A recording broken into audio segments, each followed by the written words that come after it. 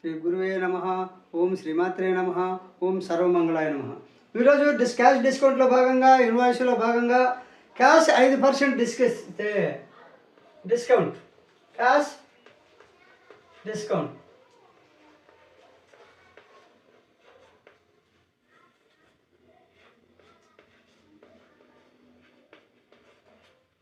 Cash discount చెప్పే ముందు ఇప్పుడు క్యాష్ వచ్చేసి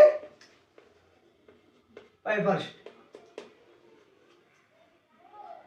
సరుకును ఖరీదు చేసినప్పుడు పైకి మనం చెల్లించో అంటే 5% క్యాష్ అంటే డిస్కౌంట్ అంటే పైకి చెల్లించేటప్పుడు అంటే క్యాష్కి రూపంలో మనం చెల్లించేటప్పుడు 5% డిస్కౌంట్ ఇవ్వబడును అని అర్థం. క్యాష్ 5% అంటే క్యాష్ 5% అంటే మనం సరుకు కొనుగోలు చేసినప్పుడు మనం పైకి చెల్లించేటప్పుడు 5% డిస్కౌంట్ ఇవ్వబడును అని అర్థం. అదేవిధంగా 3/10 అనగా ఇందాక చెప్పాను పై వీడియోలో క్యాష్ డిస్కౌంట్లో 3/10 అనగా సరుకు యొక్క విలువను 10 రోజులలో చెల్లించిన 3%. అంటే 3/10. ఇప్పుడు క్యాష్ డిస్కౌంట్లో క్యాష్ 5% అంటే సరుకులు కొంటానే మనం క్యాష్ చెల్లించినప్పుడు ఆ క్యాష్ 5% డిస్కౌంట్ అను. అదేవిధంగా అంటే వెంటనే చెల్లిస్తే. అదేవిధంగా 3/10 అంటే మనం సరుకులు కొన్న తర్వాత 10 రోజులకు కానీ సరుకు క్యాష్ చెల్లిస్తే దాని 3% క్యాష్ డిస్కౌంట్. ఇది 3 అనేది క్యాష్ డిస్కౌంట్, ఇది 10 అనేది 10 రోజులు. అదేవిధంగా 2/10 అన్న. 2/10 అంటే మనం క్యాష్ డిస్కౌంట్ చేసిన తర్వాత వస్తువులు కొనుగోలు చేసిన తర్వాత 10 రోజుల్లో కానీ క్యాష్ చెల్లిస్తే అంటే డిస్కౌంట్ 3% డిస్కౌంట్. 10 రోజుల్లో కానీ మనం సరుకులు కొన్న 10 రోజులు చెల్లిస్తే 3% డిస్కౌంట్ ఇవ్వబడును అని అర్థం. అదేవిధంగా 2/3 అంటే మనం సరుకులు కొన్న తర్వాత 10 రోజుల్లో కానీ క్యాష్ పేమెంట్ చేస్తే 2% డిస్కౌంట్ ఇవ్వబడును.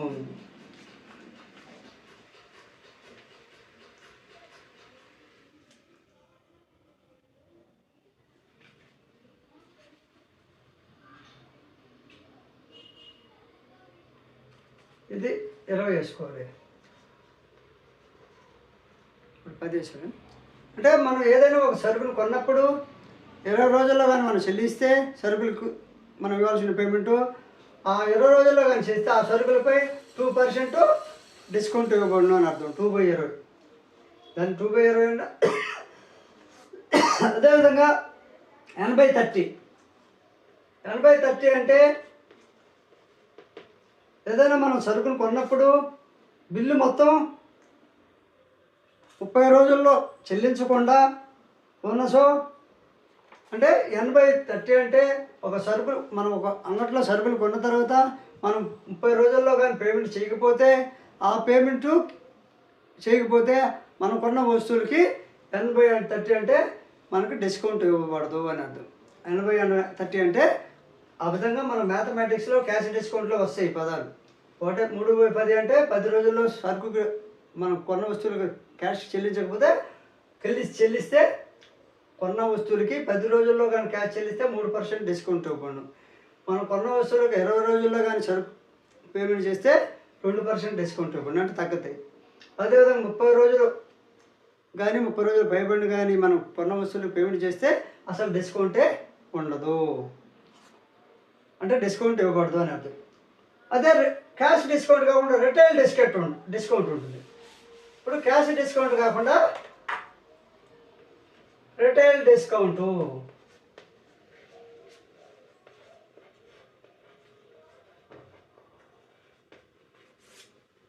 రిటైల్ డిస్కౌంట్ అంటే వ్యాపారస్తుడు పాతబడిన లోపభూయిష్టమైన సరుకులను అమ్మివేటుకు వాడుకదారులకు ప్రత్యేకమైన తగ్గును అంటే పాత సరుకును అమ్మేటప్పుడు ప్రత్యేకమైన తగ్గింపును ప్రకటించను. ఆ ప్రత్యేక తగ్గింపునే రిటైల్ డిస్కౌంట్ అంటారు. ఇప్పుడు మన కాడ వస్తువులు ఉన్నాయి చాలా కాలం నుంచి, ఇంకా ఎక్కువ రోజులు ఉంటే పాడైపోతున్నప్పుడు ఆ వస్తువులు పాత అయిపడిపోయినాయి అని చెప్పేసి వాడు మామూలుగా ఇచ్చే డిస్కౌంట్ కాకుండా ప్రత్యేకమైన డిస్కౌంట్ ఇస్తుంటాడు, అంటే రిటైల్ డిస్కౌంట్ అంటుందని. అదేవిధంగా ట్రేడ్ డిస్కౌంట్. ట్రేడ్ డిస్కౌంట్ అంటే తయారీదారులు వారు తయారు చేయు వస్తువుల యొక్క జాబితా ధరపై ఇచ్చు డిస్కౌంట్ను ట్రేడ్ డిస్కౌంట్ అంటారు. ఒక తయారీదారుడు తాను ఏ వస్తువులనైతే తయారు చేస్తాడో ఆ తయారు చేసిన యొక్క జాబితా ధరపై ఒక వస్తువును 100 రూపాయలు తయారు చేస్తే ఆ తయారు చేసిన వస్తువుపై ఇచ్చే డిస్కౌంట్ని ట్రేడ్ డిస్కౌంట్ అంటారు. తయారీదారుడు వారు తయారు చేసే వస్తువుల యొక్క జాబితా ఏదైతే ఉందో ఆ జాబితా ధరలపై ఇచ్చు డిస్కౌంట్ను ట్రేడ్ డిస్కౌంట్ అంటారు. అదేవిధంగా savings bank account, savings bank account. Savings bank account అంటే జాతీయం చేయబడిన 1969లో మన బ్యాంకులు జాతీయం చేశారు కదా, జాతీయం చేయబడిన ప్రతి బ్యాంకులోను జాతీయం చేయబడిన ప్రతి బ్యాంకులోను సేవింగ్స్ బ్యాంక్ అకౌంటు నియమ నిబంధనలు ఏ విధంగా ఉంటాయో చూద్దాం. ప్రతి నెలలోనూ 11వ తేదీ నుండి చివరి వరకు, ప్రతి నెలలో 11వ తేదీ నుండి ప్రతి నెల 11వ తారీఖు, ప్రతి నెల 11వ తారీఖు టు నెల చివరి వరకు, అది 31 రోజు కావచ్చు, 28 రోజులు కావచ్చు, 30 రోజులు కావచ్చు, నెల చివరి వరకు అకౌంట్లో నిల్వ ఉన్న కనిష్ట మొత్తంపై ఆ నెలకు వడ్డీ కట్టబడును. అంటే ప్రతి నెల 11వ తేదీ నుంచి నెలాఖరు వరకు ఎంతైతే మన అమౌంట్ ఉంటుందో ఆ అమౌంట్కి మన ఎస్బీఐ మన సేవింగ్స్ ఖాతాలు ఆ అకౌంట్ నిల్వ ఉన్న కనిష్ట మొత్తంపై ఆ నెలకు వడ్డీ కట్టబడును. అంటే 11వ తేదీ నుండి లెక్కేసుకుంటారు, నెలాఖరు వరకు ఎంతైతే ఉందో ఆ నెలకి మనకి వడ్డీ కట్టబడును అని అర్థం. కనిష్ట మొత్తంలో ఆ నెలకు వడ్డీ కట్టబడును. వడ్డీని సంవత్సరానికి 5% చొప్పున చెల్లిస్తారు. నిల్వలో ఉన్న సొమ్మును తగ్గర రూపాయలకు సవరించిన సొమ్ముకు మాత్రమే వడ్డీ చెల్లిస్తారు. మామూలుగా వడ్డీ సంవత్సరానికి ఎస్బీఐ అకౌంట్లో 5% ఇస్తారు. అదేవిధంగా నిల్వలో ఉన్న నిల్వలో ఏదైతే ఉన్న సొమ్మును దగ్గరగా ఏదైతే మనం వడ్డీ ఇవ్వాలి 40 పైసలు 30 పైసలు ఉంటాయి కదా, రూపాయలకు సవరించిన సొమ్ముకు మాత్రమే వడ్డీ లెక్కిస్తారు. అంటే ప్రతి నెల రూల్ 1 ప్రకారము లెక్కించిన వడ్డీని 6 నెలలకు ఒకసారి అనగా మార్చి టు సెప్టెంబర్ నెలలో అకౌంట్లో జమ చేస్తారు. అంటే ఏదైతే మనము 1వ రూల్ ప్రకారము ప్రతి నెల 1వ రూల్ ప్రకారము చెల్లించిన వడ్డీ మనకైతే మన 11వ తేదీ నుంచి నెలాఖరు వరకు ఏదైతే వడ్డీ వచ్చిందో ఆ వడ్డీని మార్చి నుంచి సెప్టెంబర్ నెలలో అకౌంట్లో జమ చేస్తారు 6 నెలలకు ఒకసారి. అదేవిధంగా ఆ వడ్డీని అసలుకు కలిపి తర్వాత 6 నెలలకు మొత్తం అసలుగా తీసుకుంటారు. 6 నెలలకు ఒకసారి మనకు వచ్చిన వడ్డీని కలుపుతారు, తర్వాత మళ్ళీ 6 నెలలకి ఆ మొత్తం అసలుగా తీసుకుంటారు. మనకు వచ్చిన ఈ 4 నెలలకు వడ్డీని కలిపిన తర్వాత మళ్ళీ 6 నెలలు అయిన తర్వాత ఆ వడ్డీని మనకి అసల్లో చూపించేస్తారు. ఇప్పుడు అయితే ఈ విధంగా తీసుకున్నప్పుడు మనకు బారు వడ్డీ, చక్కెర వడ్డీ అనేవి ఉంటాయి. అంటే వాళ్ళు వేసే వడ్డీలు బారు వడ్డీ, చక్కెర వడ్డీ, మరియు చక్కెర వడ్డీ. ఈ బారు వడ్డీ అంటే మనం ఎవరి దగ్గరైనా అప్పులు తీసుకున్నప్పుడు మరియు ఎవరికైనా డబ్బు ఇచ్చినప్పుడు కొంత శాతం మనకు ఇచ్చిన డబ్బులు కొంత శాతం మన వడ్డీ రూపంలో తీసుకుంటాం. ఇప్పుడు అసలు అంటే పి అంటే అసలు అంటే పి అని దాన్ని అప్పు తెచ్చిన సొమ్మును అసలు పి అంటాము. అప్పు తెచ్చిన సొమ్మును మనం తెచ్చుకొని ఏదైనా కానీ అప్పు తెచ్చుకొని ఇలా మన దగ్గర ఉన్న దాన్ని అసలు పి అంటాము. అప్పుడు ఆ వడ్డీ రేటు ఇది అసలు పి, వడ్డీ రేటుని ఆర్, దాన్ని పర్మనెంట్ అమౌంట్, అసలు ఫిక్స్డ్ అమౌంట్ అన్నమాట. వడ్డీ రేటు ఆర్ అంటే వడ్డీగా 100కి ఎంత నిర్ణయించుకుంటారో దాన్ని వడ్డీ రేటు అంటారు. Interest rate. అదేవిధంగా మొత్తము అసలు వడ్డీ రేటు మొత్తము ఈజ్ ఈక్వల్ టు ఏ. మొత్తం అంటే ఏతో చూస్తాము. అప్పుడు అసలు మొత్తం వచ్చేసి అసలు వచ్చేసి పి, వడ్డీ రేటు వచ్చేసి ఆర్.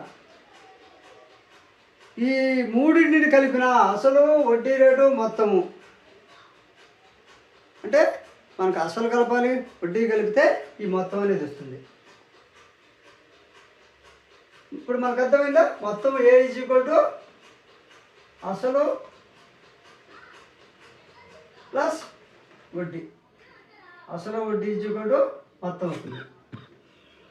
ఈ అసలునేమో పీతో చూపిస్తాం, వడ్డీ రేటునేమో ఆర్తో చూపిస్తాం, మొత్తాన్నేమో ఏతో చూపిస్తాం. అప్పుడు మనకు ఫార్ములా ప్రకారము